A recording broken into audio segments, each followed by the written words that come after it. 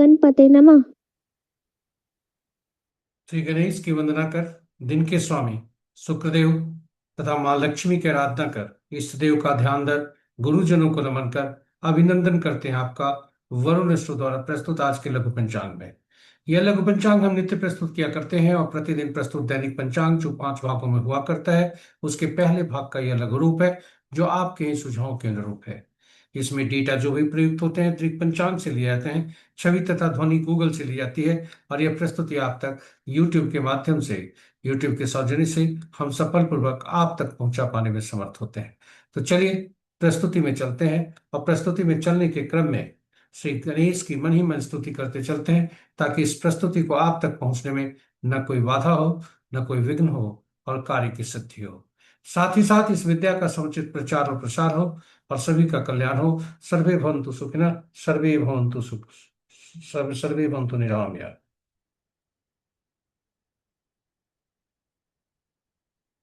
जय शुक्रदेव। जय माँ लक्ष्मी। पंचांग आम बोलचाल की भाषा में शुभ और अशुभ मुहूर्त जानने का एक माध्यम है, बिल्कुल सत्य है, किंतु पंचांग की महत्ता हमारे जीवन में काफी अधिक है। यह हमारे जीवन में अहम भूमिका अदा करता है और यह काफी उपयोगी होता है। इसके पांचों अंग, पंचांग के 5 अंग होते हैं और इसके 5 अंग हमारे लिए काफी उपयोगी हुआ करते हैं, महत्वपूर्ण होते हैं, फलदायी हैं। तिथि लक्ष्मी प्रदान करने वाला, वार आयु में वृद्धि, नक्षत्रों से पापों का नाश, योग रोगों को दूर करने में सहायक और करण कार्यों में सफलता, कार्य सिद्धि दिलाता है। इसलिए पंचांग का कहा गया है प्रातः उठते ही स्मरण करना चाहिए और इन सभी 5 अंगों को उसका शुभ फल प्राप्त करने हेतु यह इसका स्मरण करना प्रातः नितांत आवश्यक बताया गया है। और इसके लिए इसका पंचांग के 5 अंग का फल प्राप्त करने हेतु उचित स्मरण और उसके स्मरण करने हेतु यह श्लोक काफी उपयोगी है। तिथि च श्री करम प्रोक्तम वारम आयुष्वर्धनम, नक्षत्रम हरते पापम, योगम रोग निवारणम, कर्णम कार्य सिद्धिं च पंचांग फल मुक्तम। और इसके साथ ही साथ जो पुराणों में लिखा है पंचांग का श्रवण, जी हाँ, पंचांग का श्रवण से गंगा स्नान तुल्य लाभ होता है। गंगा का तात्पर्य जलीय तत्वों, जलीय राशियों से है। जी हाँ। और जलीय तत्व जो हमारे शरीर के 70% से अधिक है, वह शुभ प्रभावित होते हैं और साथ ही साथ वे शुभ फलदायी होते हैं। जन्म कुंडली के में बैठे जलीय राशियां, जलीय राशियों में बैठे ग्रह और जलीय राशियों में जलीय राशियों के स्वामी, ये सभी शुभ फल देते हैं। इसलिए प्रातः उठते ही पंचांग का स्मरण करके उसका श्रवण करना चाहिए। इतना ही नहीं, पंचांग हमारी जीवन में हमारे निर्णय क्षमता को सुदृढ़ करता है, आत्मबल बढ़ाता है। पंचांग प्रकृति और ब्रह्मांड की ऊर्जा के साथ संतुलन स्थापित करने में सहायक होता है, जिससे जीवन में शांति, समृद्धि और सकारात्मकता का संचार होता है। अतः पंचांग का अनुसरण करके हम अपने जीवन को अधिक सफल और समृद्ध बना सकते हैं। तो चलिए आइए पंचांग की महत्ता को देखते हुए, इसकी उपयोगिता तथा जीवन में भूमिका को देखते हुए हम सब पंचांग का प्रतिदिन स्मरण, श्रवण और अनुसरण करें और करके जीवन में शुभता लाए, जीवन को अधिक सफल और समृद्ध बनाए। साथ ही साथ साझा करें प्रस्तुति को अपने मित्रों, परिजनों और शुभेच्छुओं के संग, ताकि वे भी पंचांग का स्मरण, श्रवण और अनुसरण करके अपने जीवन में शुभता ला सके। आज का पंचांग इस प्रकार: दिनांक 8 मई 2026, माह ज्येष्ठ, पक्ष कृष्ण, शाका संवत 1948, पारा भाव विक्रम संवत 2083 सिद्धार्थी और कलयुग का 5127वां वर्ष। आज का सूर्योदय 5:08 पर, सूर्यास्त 6:24 पर। Sunrise at 5:08 AM and sunset at 6:24 PM। सूर्यदेव तथा मध्याह्न की स्थिति पूर्ववत है। चंद्रोदय चंद्रोदय मध्य रात्रि 0:01 पर और चंद्र का अस्त कल दिन में 10:03 पर। दिशा शुल्क पश्चिम है, फिर भी इस दिशा में यात्रा करने को बाध्यता हुई तो जौ खाकर या दूध का सेवन करके यात्रा में सुखता लाए।